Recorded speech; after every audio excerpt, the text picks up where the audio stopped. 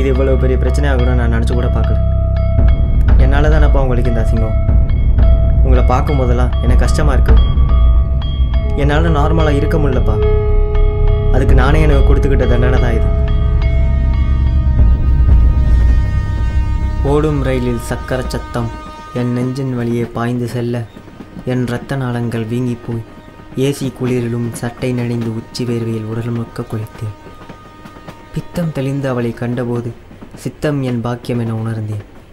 அவளின் உதடுகள் என்னை இழுத்திட அவளின் விழியிலோ மிருகம் கண்டேன். இச்சை பசிக்கு பிச்சை போடுங்கள் என அவளிடம் அடிமையானேன். நாம் மயங்கும் நேரத்தில் கரடி வந்தது. Ticket ticket. டிடிஆர் வந்தபோது அவ்வளவு சுவாரஸ்யமில்லை. தேவ கனவை கலைக்கும் நிமிடம். கதவுகள் தாளிடும்போது சேலை சரிவே அவள் இருக்க மறக்க சேலை சரிந்தது. என் அடிவயிற்றில் அமுலம் சுரந்தது. நான் அறிந்த போதையிலே ராஜ போதை அது. சுற்றி முடித்த எந்தன் பார்வை உலவி திரிந்து மீண்டும் அவள் கண்களை அடைந்தது. காமம் மட்டும் மொழியாய் தெரிய கட்டி அணை என கட்டளை வந்தது. உத்தரவுக்காக காத்திருந்த எனக்கு சுக்கிரமுகம் சுற்றிலும் தெரிந்தது. முகங்கள் மட்டும் சிலையாய் தெரிந்தது. பச்சை உடம்போ புழுவாய் துடித்தது. என்னை மறந்து பார்வை மாற கொங்கையில் கொஞ்சம் காணாமல் போனேன். நித்திரை நேரம் சக்கர ரயிலில் இந்த யுத்தம். போருக்காக நானும் அவளும் களத்தில் இறங்க அவளின் இடையோ என் ஆயுதத்தை வென்றது. இருக்கை தூரம் மட்டும் இடைவெளியாக இன்னும் எத்தனை நேரம் என்றான் காமன். முத்தம் மட்டும் முதலெனக் கருதினால் இத்தனை சிக்கல் இன்னும் ஏது? அத்தனை மாயமும் கொடுக்கும் மாது இவள் விடை திறக்க முடியாத சூது. கண்ணியம் எல்லாம் காற்றில் பறந்திட இன்றே இறக்கும் நிலையை அடைந்திட என்னையும் கொன்று தைரியம் பிறந்திட அடிமை மாறி அரசனாகி அவள் இடுப்பில் கை. டே டைம் ஆச்சு, வர. காவியத்தை முழுசாக முடிக்க விட மாட்டானுங்க.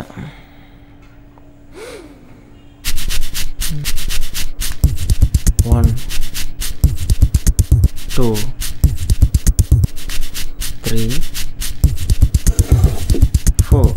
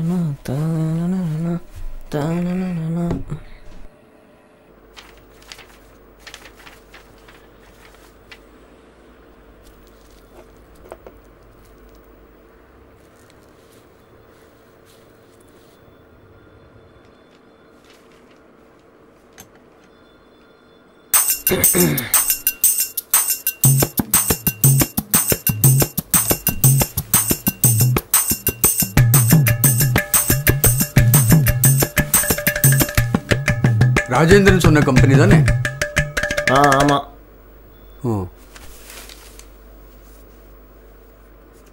இந்த தடவையாவது உருப்படுறதுக்கு வெளியே பாரு போ. இன்டர்வியூக்கு ஃபைல் எடுக்காம போறது பாரு கர்மம்.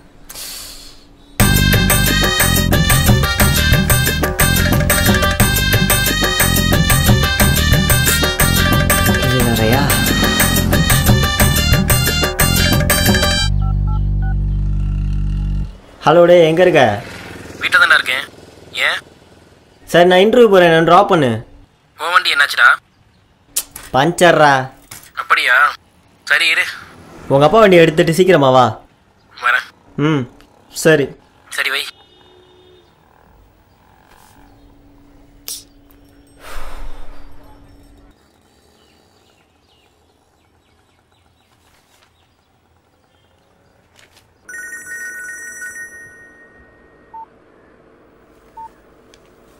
டே ராஜா, என் பையன் நீ சொன்ன கம்பெனிக்கு இன்டர்வியூ போறான், வேலை கிடைச்சிடும் இல்ல? கிடைச்சுண்ணே, கவலைப்படாதீங்க. நான் ஏற்கனவே பேசிட்டேன். சரி. நேற்று ரிப்போர்ட்டர் கொடுத்த ஆர்டிகளுக்கு படம் போட்டிங்களா? போட்டேன்டா, வரும்போது எடுத்துட்டு வந்துடுறேன். சரி வச்சிடுறேன். சரி வச்சிருங்கண்ணே. டேய் ஏடா நீயும் சைக்கிள் வந்திருக்க? மீட்டிங் நீங்கள் அப்பா வண்டி எடுத்துட்டு போயிட்டாரா? சரி போ.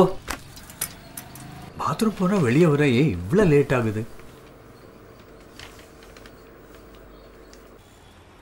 டே நிறுத்துடா, இந்த பில்டிங் தான், நிறுத்து.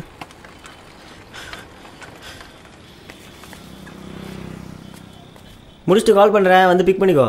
போடா முடியாதுடா.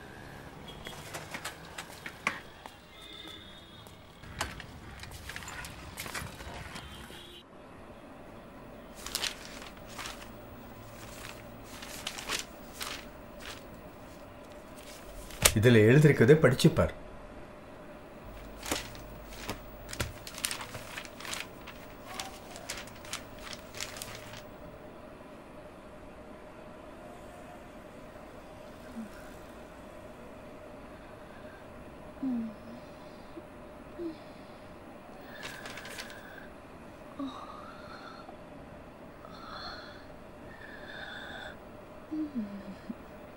அண்ணே அருமையா இருக்குண்ணே. ஏண்ணே இதுக்கு மேலே எழுத கூச்சமா இருக்கா? இதை நான் எழுதலடா, வீட்டில் ஒன்று இருக்கே அதான். யாரு? நம்ம பிரபுவா? ஆமாடா, இன்னும் வேற என்னென்ன பண்றானோ தெரியல. அம்மா இல்லாத பையன்னு கண்டுக்காம வளர்த்தது தப்பா போச்சு. அவன் அப்படி வளர்ந்தது உங்கள் தப்பு இல்லைண்ணே. அவனுடைய வயசும் அவனை சுற்றி உள்ளதும் அப்படி தான் இருக்குது. அது மாறும்போது அவனா தானா மாறிட்டு போகிறான். அடப்போடா, இது மட்டும் வெளியே தெரிஞ்சா எனக்கு எவ்வளோ பெரிய அசிங்கம். தம்பி இந்த ஃபைலை முருகன் சார்ட்ட கொடுத்துடு. இந்தப்பா இதையும் கொடுத்துடு. நீ தான் அவன்கிட்ட சகஜமாக பேசவே இல்லை. ஒரு நாள் வந்து இதை பற்றி நீ அவன்கிட்ட வந்து பேசு. சரி, இன்னைக்கு சாயந்தரமே வரனே. டெல்லியில் 28 நாட்கள் போராட்டத்திற்கு பிறகு தமிழக விவசாயிகளை பிரதமர் சந்தித்ததற்கு தமிழக அரசியல் கட்சி தலைவர்கள் கடும் கண்டனம் தெரிவித்துள்ளனர். தொலைபேசி வாயிலாக அவர்கள் தெரிவித்த கருத்துக்களை தற்போது பார்க்கலாம். அவங்க நிஜமா பண்ணிட்டாங்களா? விவசாயிகள் தற்கொலை செய்துவிட்டு செத்தாலும் கவலைப்பட மாட்டார்கள். அவர்களுடைய மனங்களை நகரில் ஏறும் என்றும் மனித உணர்வை மனிதர் பறிக்கும் வழக்கம் இனி உண்டோ? மனிதர் நோக்க மனிதர் பார்க்கும் வாழ்க்கை இனி உண்டோ? டே அவன் சாப்பிட்றதுக்கு மட்டும் கேட்கலடா, நம்ம சாப்பிட்றது சேர்த்து தான் கேட்குறான். நேற்று யூரின் குடிச்சாங்க, இன்னைக்கு இத்தனை பேர் முன்னாடி ட்ரெஸ் இல்லாம.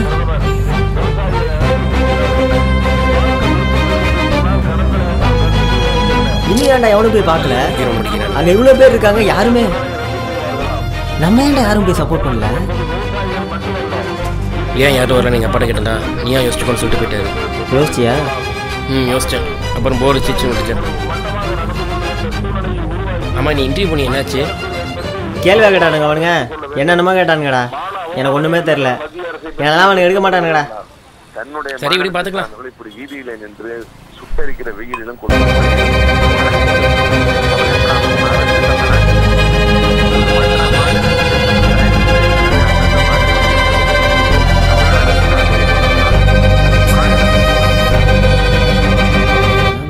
எங்கள் அப்பாட்ட என்ன சொல்ல போறணும்?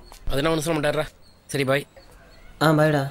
தம்பி கொஞ்சம் மேலே வாயேன்.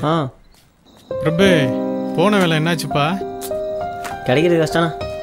சரி சரி விடுப்பா, இன்னொரு கம்பெனி இருக்கு பார்த்துக்குருவான். அப்புறம் இந்தா பொடிப்பா, பொடி. படித்தேன், உங்கள் அப்பாவும் படித்தாரு, பயப்படாத. இது ஒன்றும் பெரிய குத்தம் இல்லைப்பா, எல்லாத்துக்கும் இந்த வயசில் வர்றது தான். அவர் என்ன சொன்னார்? அவர் உன்னோட ரொம்ப பயப்படுறாரு. மானம் போயிடும், அது போயிடும், இது போயிடும், ரொம்ப பயப்படுறாருப்பா. ஆனால் ஒன்று, அது கண்ட்ரோலில் நீயும் போயிடக்கூடாது, நீ அதை கண்ட்ரோல் பண்ணணும். டேய் சாப்பாடு ரெடி ஆயிடுச்சு. வரேன், போங்க போங்க. அப்புறம்டா உன் ரைட்டிங் ஸ்டைலு ரொம்ப நல்லா இருக்கு, விட்டுறாத. வேற எதாவது எழுதணும், சரியா?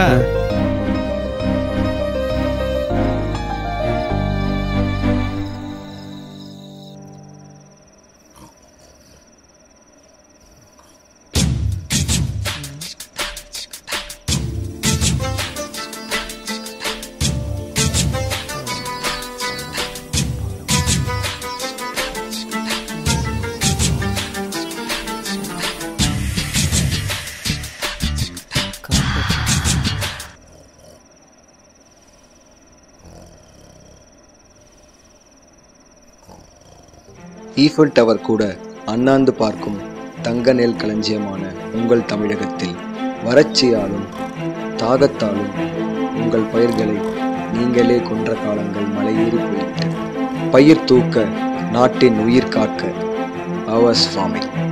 உழவு எங்கள் கையில், உணவு உங்கள் கையில். விடியலுக்கு விதையது நட, விவசாயம் இல்ல. Hours farming. உழுவது நீங்கள், உதவுவது நாங்கள்.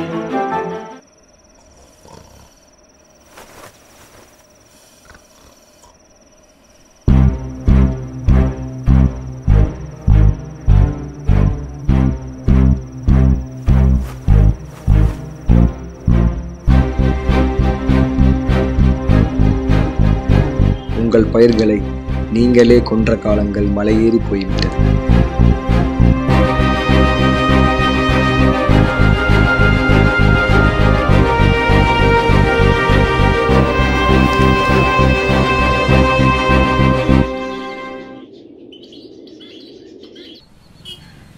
ஏப்பா உள்ளே வர வேண்டியதானப்பா, ஏன் வெளியே நின்று கால் பண்ணிகிட்டு இருக்க? இல்லை பரவாயில்ல, இதை நான் எழுதியிருக்கேன், இதை படித்து பாருங்கள். நல்லா இல்லைன்னா கிழிச்சு போட்டுருங்க. ஒரு வேளை நல்லா இருந்தா உங்கள் இஷ்டம். பன்னாட்டு கல்வி முறையில் 15 வருடங்கள் ஊறிய பின் ரஜினியையும் கமலையும் தலைவன் என நம்பிய பின் உச்சந்தலையில் ஒரு அடி பட்டன அடித்தது. 1 கிலோ தக்காளி 100 ரூபாய் என்று விற்ற பொழுது நித்தம் இதே யோசனையாய் வீதி எங்கும் சுற்றித் திரைய சட்டென ஒரு செய்தி என்னை தலை சுற்றிவிட்டது. கற்றல் முதல் கலவி வரை கார்ப்பரேட் மாயம் ஓங்கி நிற்க நமக்கென்ன நாளை சாப்பாட்டிற்கு குறையில்லை என மனதை தேற்றிக் கொண்டிருந்த நேரம் ஒற்றை வரி செய்தியில் மொத்தமும் நடுங்கக் கண்டேன். We care for you. 90களில் பிறந்த சிறுவன் என்பதால் உலகமயமாக்குதல் என்பது வெறும் பெயராக பள்ளி புத்தகங்களில் படித்ததுண்டு. ஆனால் இன்றைக்கு கார்ப்பரேட் ஃபார்மிங் என்ற கடைசி அஸ்திரத்தை அவன் கட்டவிழ்த்து விட்டபோது பண்ணையார்களின் நவீன வடிவம் என்று சட்டென புரிந்தது. போர்க்களத்தில் நம்மை அடக்க வழியில்லை என புரிந்த சவுனி ஏற்களத்தை கைப்பற்ற வீசும் வலை இது. எத்தனையோ ஏற்றத்தாழ்வுகள் நமக்குள் வந்தாலும் சோற்றிற்கு பஞ்சமில்லை என்ற எண்ணம் மட்டும் இத்தனை நாள் உறக்கம் தந்தது. அதற்கும் இப்போது பாசாங்கு பேய்களிடம் கையேந்தும் நிலைமை மொத்தமாக கொண்டு வர கச்சிதமாய் கணக்கு போடுகிறார்கள் நம் நாட்டு அரசியல் மாமேதைகள். தலைவனே இல்லாத தமிழகம் கதவுகள் இல்லாத வீடாகி போக தெருநாயெல்லாம் உள்ளே வர திட்டமிட விழித்துக்கோள் என்று உள்ளிருந்து ஒரு சத்தம். மாற்றத்திற்காக நாம் போராடவில்லை, மண்ணுக்காகவும் போராடவில்லை. ஆனால் சோற்றுக்காக போராடவிட்டால் கஞ்சி தொட்டிக்கு பேடிஎம் யூஸ் பண்ணும் காலம் வெகு தொலைவில் இல்லை. இதை பாற்றுக்கொள்ள அரசாங்கம் உள்ளதென்றே மன்னிக்கவும், இதை உருவாக்குவதே உங்கள் அரசாங்கம்தான். அவர்களை சொல்லியும் ஒன்றுமில்லை. எலும்பு துண்டுக்கு ஆசைப்பட்டு நம் சதையை அறுக்க நாமே ஆள் வைத்துள்ளோம். அஸ்திவாரம் சரியில்லாத இடத்தில் செங்கலை குறை சொல்லி என்ன பயன்? சரி, இத்தனையும் தெரிந்து என்னதான் செய்கிறார்கள் மக்கள் பிரதிநிதிகள்? கொஞ்சம் யோசித்துக் கொண்டிருங்கள். இவர்களை பற்றி அடுத்த கட்டுரையிலும் புரணி மட்டுமே பேசலாம்.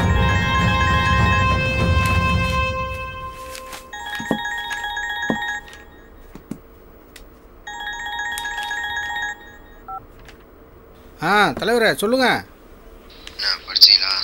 இப்போ தான் படித்தேன். இவன் ஒருத்தன் தானே தலைவர் எழுதியிருக்கேன். அதனால நமக்கு என்ன பிரச்சனை வரப்போகுது? இதுக்கு முன்னாடி ஒருத்தன் வந்து ஆரம்பிச்சான். அது மாரி நான் எவ்வளோ பெருசாச்சு. நீ எந்த பரதேசையும் ஆரம்பிக்கக்கூடாது. இப்போ அவனை போட்டுருவான். நான் இல்லை, அவனுக்கு ஒரு அமௌண்ட்டை கொடுங்க, அடங்கிடுவான். விடுங்க தலைவரே, நான் பார்த்துக்கிறேன். சரிங்க தலைவரே, வச்சுறேன் தலைவரே.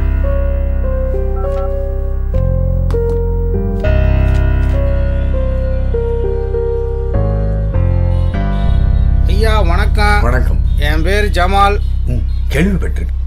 அது சரி, பத்திரிகைக்காரங்களுக்கு தெரியாதா என்ன? ஆமா. தம்பி கூட இப்போ அழகா பத்திரிகை எழுத ஆரம்பிச்சிட்டாரு போல இது. வாழ்த்துக்கள் தம்பி. அதுக்கான சின்ன அன்பளிப்பு தான் இது. தம்பி, இனிமே நீ எழுதக்கூடாதியா? ஏன்? உண்மைதானே எழுதுன? அதனால தான்டா சொல்றேன் எழுதக்கூடாதுன்னு. யோ, உன் பையனை கண்டதெல்லாம் யோசிக்கணும்னு சொல்லி வை. யோ, உன் இஷ்டத்துக்குலாம் ஆட முடியாது. சொல்லிக்கிட்டே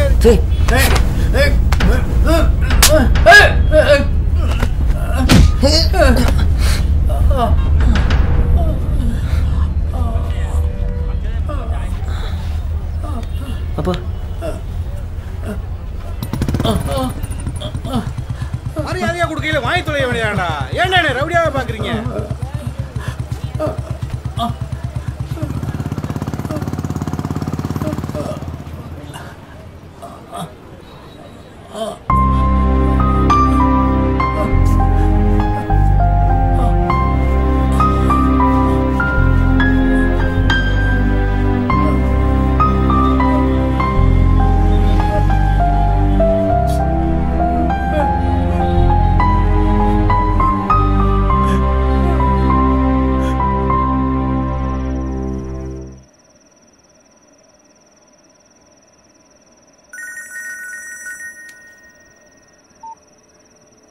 என்னண்ணே எதுவும் பிரச்சனைண்ணே?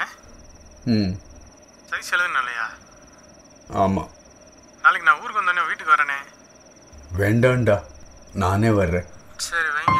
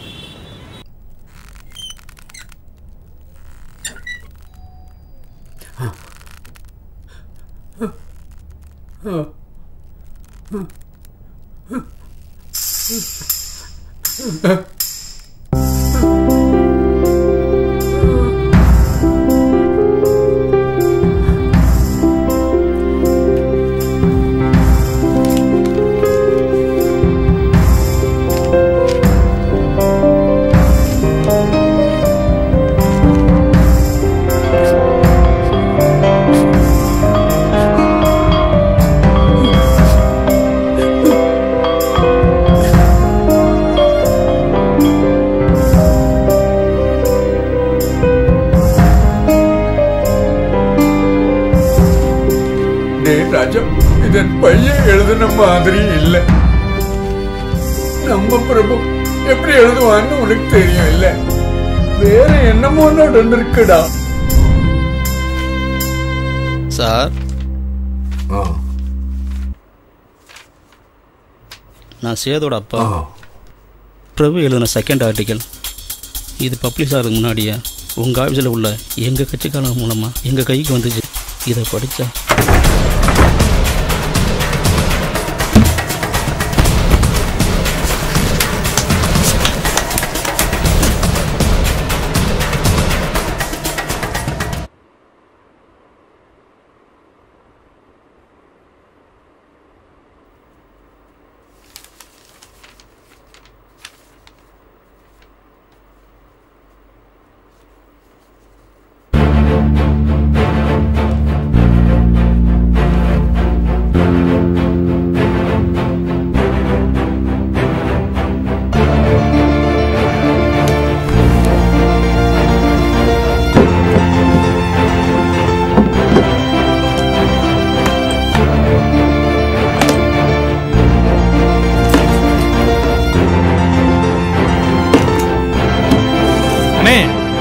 என்னண்ணே பண்றீங்க?